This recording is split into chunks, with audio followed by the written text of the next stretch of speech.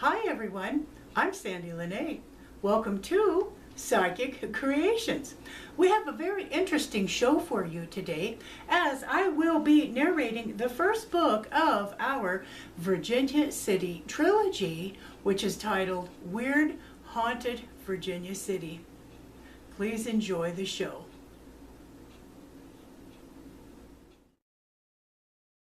Hello everyone.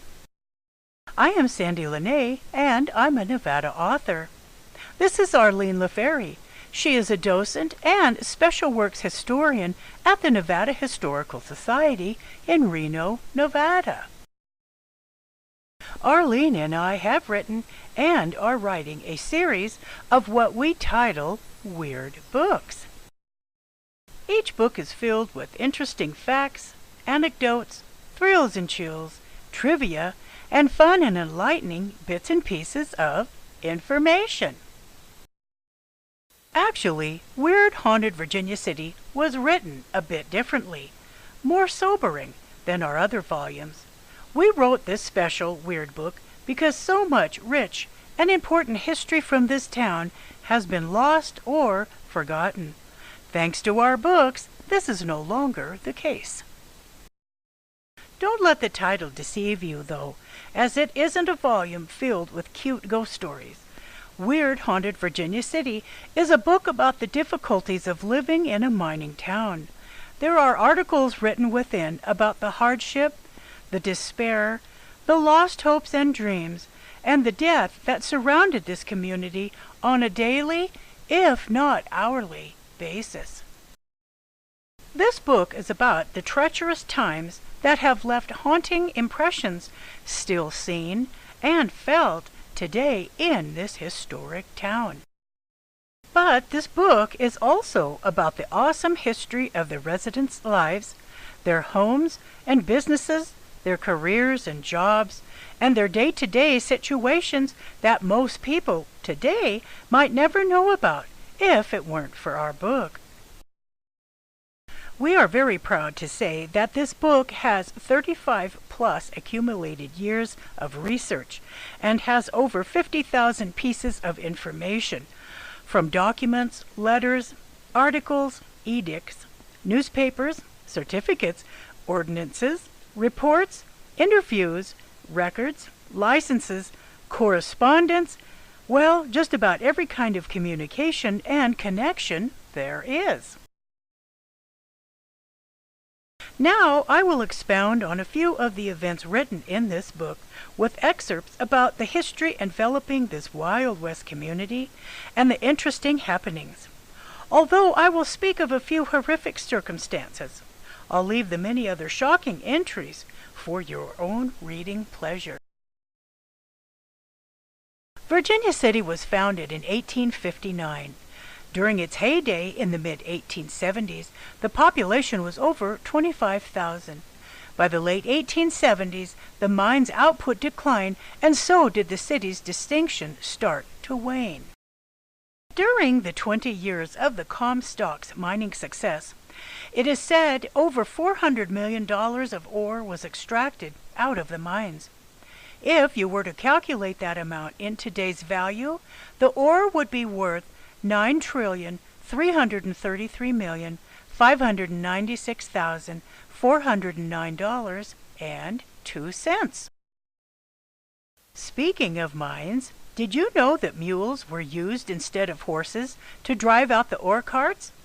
The reason for this is, a horse will freak out if something touches their ears, such as the top of the tunnel. Mules, however, don't freak out because they just lower their heads. Smart guys they are. Mary Jane Simpson was a highly important laborer in Virginia City mines. She was from the ancient and noble family of Andalusian asses. The miners named her, and she was loved by everyone. Her permanent stall was deep in the mines. Her shift was from 3 to 11 p.m., and she never complained once because she had the greatest care and the best food. Working in the Belcher and Consolidated mines, each day she transported 250 tons of ore to the mill. In her 2 years of servitude, Mary Jane Simpson hauled over $18 million of silver and gold out of the mines, and she never spent 1 penny of that fortune. Speaking of hauling things out, we present to you the outhouse, where nature truly meets nature. I can't even begin to tell you how many deaths took place in an outhouse, and that includes falling into a hole perhaps never to be found again. I will just say that when it is your time to go, it is your time to go. Soothsayers were big business in Virginia City. I'm sure most everyone was interested in finding out if they were to become millionaires from the mines, or from owning a business, or being a madam at a brothel, which was a very important duty in a mining town. One awesome psychic of the time was Eileen Bowers, of Bowers Mansion fame. After losing her fortune when her husband died, she turned to her forte of fortune-telling, using a crystal ball she called a peepstone. Known as the Great Washoe Seeress, Eileen foretold many correct events, including the Great Fire of 1875 that nearly destroyed Virginia City. Other noted Virginia City women were the ladies of the evening, who followed the mining camps around the region. After all, mining men needed something to do above ground after spending a long day, usually 10 hours, underground. Many fallen women lost their lives due to jealous lovers or disease, and from opium use. Opium was prevalent in Virginia City and abused by most every courtesan just to get through each day. There were many suicides among these ladies, using opium as their choice for death. A career in prostitution was quite hard on women. Entertainment took on a different variety in old Virginia City, such as at a particular pharmacy that kept a man's heart in a jar full of alcohol for the viewing pleasure of the community's residents. John Sullivan's heart was on display in July of 1875 at Kohl's drugstore. Those with a morbid curiosity would stop in to see the 2 bullet holes in this organ that killed him. As a piece of trivia, John Sullivan was buried without his heart. Yes, John Sullivan was literally a heartless man upon his burial. Explosions were a thing of fear on many people's minds in Virginia City. Explosions just didn't happen in the mines, however. They could happen right in the heart of the city. General Van Bokkelen lived in a second-floor room in a building located in the middle of town. He was an agent for the Giant Powder Company. He stored 6 cans of nitroglycerin, 150 pounds of giant powder, and 200 pounds of black blasting powder in the basement. Well, the only thing that could happen did happen. On June 29, 1873, there was an explosion that horrifyingly and gruesomely blasted buildings and people to bits. Quite a few people were separated in the explosion. In fact, the remaining pieces of 3 females were buried, all in one coffin. Speaking of women, did you know that women's clothing of that era could either save your life or cause your death? It's true. On February 10, 1898, a .40 caliber revolver was used by Mr. Douglas to shoot Miss Gussie Melville. A bullet hit a gusset in Gussie's corset near her heart. The corset shattered, acting like a coat of mail, leaving only a superficial wound. Douglas was arrested, and Miss Melville recovered quite nicely. Mrs. Curran wasn't so lucky. On December 1, 1869, while attempting to retrieve some water from a mill, the metal hoop of the skirt she was wearing got caught in a wheel shaft that led to the water barrel for that mill. 2. The clothing over the metal hoop wound tightly around the wheel shaft, and at each revolution of the wheel, the poor woman was whomped on the floor. Needless to say, due to a severe concussion and multiple broken bones, she died 2 hours after the accident. 16-year-old newlywed Amelia McKay usually accompanied her husband to his job. He worked the night shift at the Gould and Curry hoisting work. On February 18, 1873, Amelia, at work with her hubby, went into the office to retrieve a book. When she returned, she walked next to the pumping machine.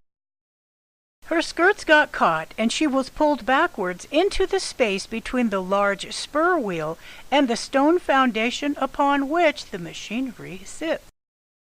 Mrs. McKay was tightly wedged, and all bones were crushed from her waist to her knees. She lived for 5 minutes. The Territorial Enterprise printed the entire gory story, taking up column after column after column. Most of the article is reprinted in Weird Haunted Virginia City for your reading's pleasure. Speaking of newspapers, I would like to pass on a word of sage advice to you. Don't play with guns, especially cheaply made guns. Double especially when the local newspapers print everything that is going on. Father McGrath accidentally shot himself while examining and revolving the cylinder of a cheap self-cocking pistol of inferior make. The bullet entered his chest. Headlines rang out in the afternoon edition of the Territorial Enterprise. According to his physicians, the bullet wound will cause his death by the end of the day. It is interesting how the newspapers from that time period wrote every detail about an occurrence and predicted the future, which wasn't that difficult to predict in this instance. As you can see, undertakers were much needed in this western mining town. So many accidents and killings happened in the mines from lawlessness, jealousy, insanity, drunkenness, all the usual maladies. Undertakers were quite busy. One very noted Virginia City undertaker was Colonel Joseph A. Conboy. He was known, however, not just for his undertaking duties and skills, but as an inventor. He patented the hand case. Patent number 685574 on October 29, 1901. The hand case kept rigor mortis from curling the fingers, and with cotton stuffed inside, the hands were bleached to make them not look dead. As of 2015, when we were writing the book, Conboy's invention was up to the 111th patent of it, as surgeons use this device, updated of course, to this day. Did you know that for a while, coffins had no exact measurements? They were just built. If a particular body didn't fit, your bones were broken so you could be stuffed in. It was common practice if a body was too long for a casket, the ankles were broken and then the feet laid back upon the leg. Many causes of death were not just from shootings, accidents, killings, illness, and suicides, etc. Nope. Falling off a horse, getting kicked by a horse, getting run over by a horse and carriage, or getting thrown out of a carriage due to the reckless speed of a spooked horse were stated on numerous coroner's reports. Did you know that Virginia City hated San Francisco with a burning passion? Yes, for many reasons actually, but I will relay here one very important reason. The bones of Virginia City's dead were shipped to San Francisco to be used at the sugar refinery. The bones might have had something to do with the separating process of the sugar. Either way, it was a horrible desecration of the deceased. Needless to say, the living Virginia Cityites were very displeased, and no matter how much they protested this blasphemous matter, it continued. Hauntings, ghosts, specters. Many people do believe that Virginia City is very haunted. Others pooh-pooh the idea. Read our book to find out some scary events that went on in the mines, in houses, on the street. But, as a teaser, if you stop at the St. Mary Louise Hospital, now known as the St. Mary's Art Center, walk onto the front porch and ask that Sister Xavier appear and say hello. She did for me, and I have a phenomenal photo of her doing so. If you happen to shop inside of the Comstock Bandito, look for the ghost of a golden retriever who sleeps in the back of the store. He loves kids, and children will actually tell their parents that a ghost dog came up and licked them. The looks on the parents' faces are priceless. Back to the Weird Haunted Virginia City volume. It might be best to leave the light on when you read this book at night, however. Ghosts aren't the only frightening thing that happened in Virginia City. Last but not least, our book also dispels some of the frightening myths about certain events that are alleged to have occurred, such as dead bodies, usually minus caskets, were stacked in layers and piles in the backs of stores and alleys, waiting for the spring thaw to be buried. This didn't happen. Why would any store, bar, or restaurant owner want a dead person in the back of their business rotting away? Embalming practices weren't the norm until the turn of the century. By then, Virginia City was becoming a ghost town. Besides, if this practice actually transpired, why wasn't it written in any papers? Remember, they printed everything then. There was a special place for the dead. Read about that special place and where it was located in our Weird Haunted Virginia City book. Another frightening myth was the popular story about the Millionaires Club. That is quite comical, actually. The organization was said to be held upstairs at the Washoe Club and was the gathering place for the wealthy. Much drinking and debauchery that only the rich could afford and afford to do was going on practically 24/7, according to the myths. Truthfully, the Millionaires Club was a ploy created by the then new owners of the Washoe Club building in the 1960s to provide legal title to the upper section of the structure on this piece of property. The owners even created a token for the Millionaire Club as a souvenir in celebration of owning this historical building. Sadly, there are many myths surrounding this historic town, but our book has true accounts written within from extensive research. So, to conclude, if you are interested in reading further the accounts that I have spoken about during this address, and additional interesting, albeit ghastly, history surrounding Virginia City, you can purchase this book and our other published weird volumes at my website, which is www.sandypsychicstones.com. The second book in our trilogy is The Weird Silver Terrace Cemetery, Tales Beneath the Tombstone. In this book, you meet many wonderful cemetery residents and learn the history of this famous cemetery. The third volume in our Virginia City Trilogy is Weird Virginia City. This book is filled with interesting facts, anecdotes, thrills and chills, trivia, and fun and interesting bits and pieces of information.